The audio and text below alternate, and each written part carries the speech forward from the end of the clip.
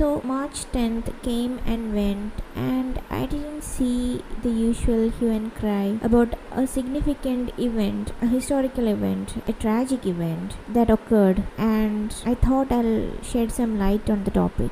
It's about Lhasa uprising by Tibetans who rose up against the Chinese rule in 1959, and in 2025 the 66th anniversary was marked by the Tibetan community. On March 10, 1959, thousands of Tibetans gathered in Lhasa to protest against Chinese occupation and the sufferings they had endured since the invasion of their country by the Chinese in 1949. The 1959 Lhasa uprising was the culmination of years of growing friction between Tibetans and the Chinese Communist government following the People Liberation Army's occupation of Tibet in 1950. The 17-point agreement of 1951, which Tibetans signed under military pressure, promised to preserve Tibet's traditional theocratic system under Dalai Lama, but in practice, Chinese authorities began encroaching on Tibetan autonomy almost immediately. In eastern Tibet, regions like Kham and Amdo, which were administratively integrated into Chinese provinces, land reforms and anti-religious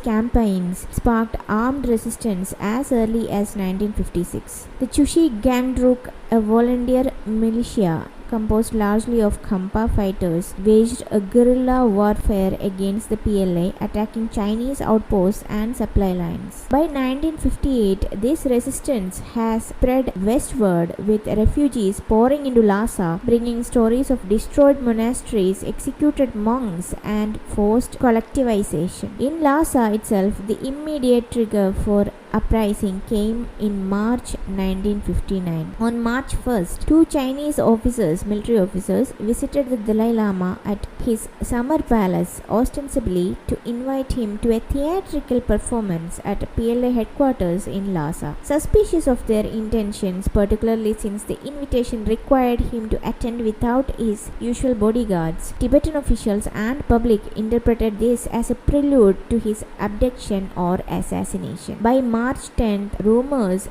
had electrified the city, and a crowd of 10,000 Tibetans, including monks from nearby Sera, Drupung, and Gangdan monasteries, gathered around the palace to protect their leader. Women played a prominent role organizing protests and forming human chains, while monks and lay people alike armed themselves with whatever they could find, including sticks, knives, and a few rifles. The uprising escalated rapidly. On March 12th, the Tibetan officials formally rejected Chinese authority, and protesters raised the banned Tibetan national flag, a bold act of defiance. Small skirmishes broke out as Tibetans attacked Chinese officials and collaborators, while the PLA reinforced its positions around the city. Dalai Lama, still in the palace, was torn. His advisors urged him to flee, but he feared abandoning his people. On March 17th, after consulting with the Tibet's state oracle, he decided to escape.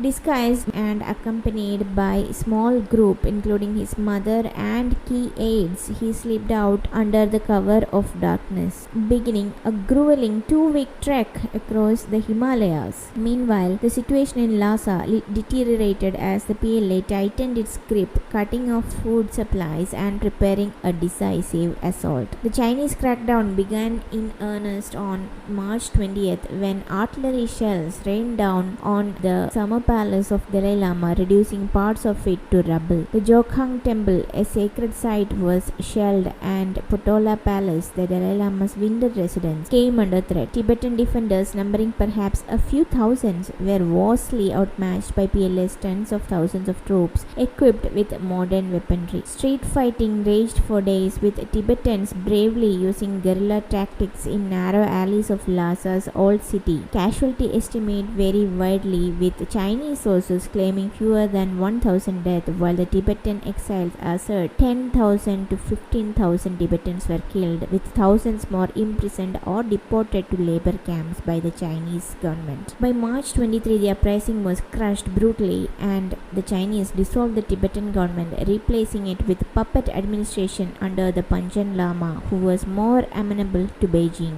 The aftermath reshaped Tibet. The Dalai Lama reached India on March 31st, welcomed by then Prime Minister of India, Jawaharlal Nehru, and established the Tibetan government in exile. Over 80,000 Tibetans followed him into exile in the ensuing years, creating a diaspora that persists today. Inside Tibet, the Chinese launched a campaign of democratic reforms, so-called, confiscating monastic lands, dismantling the feudal system, and intensifying anti-religious measures. Hundreds of monasteries were demolished, and monks were forced to disrobe or face execution. Internationally, the uprising garnered sympathy but little action. Western powers, occupied with Cold War, offered the rhetorical support but avoided direct confrontation with China, while India, despite hosting Dalai Lama, maintained a delicate balance with its northern neighbor. In 1959, the Lhasa uprising and the 1989 Tianmen Square protests, though separated by 30 years and differing in scale, context, and participants, share some notable connections as instances of popular resistance against CCP, that is Chinese Communist Party. Both events reflect CCP's intolerance for changes to its authority and its willingness to use lethal force to suppress dissent, highlighting a recurring pattern in its so-called governance. The Lhasa uprising was a spontaneous mass movement driven by a mix of nationalist sentiment, religious fervor, and fear of losing a revered leader, the Dalai Lama. Similarly, the Tianmen Square protests began as a student-led demonstration in Beijing, initially sparked by the death of reformist leader Hu Yabong in April 1989, before growing into a broader pro-democracy movement. Both involved diverse groups, monks and peasants in Tibet, students and workers in Beijing, uniting against oppression, though the Tibetans sought independence while the Tianmen protesters demanded political reform within China. In both cases, unpredictably, the CCP deployed overwhelming military force to crush the uprisings. In Lhasa, the PLA shelled civilian areas and conducted house-to-house searches, killing thousands. In Beijing, on June 3 to 4, 1989, tanks and armored troops stormed the city, firing on unarmed protesters and bystanders, with death tolls estimated between hundreds and several thousands based on independent accounts. Both crackdowns were followed by martial law, mass arrests, and censorship to erase the events from public discourse itself.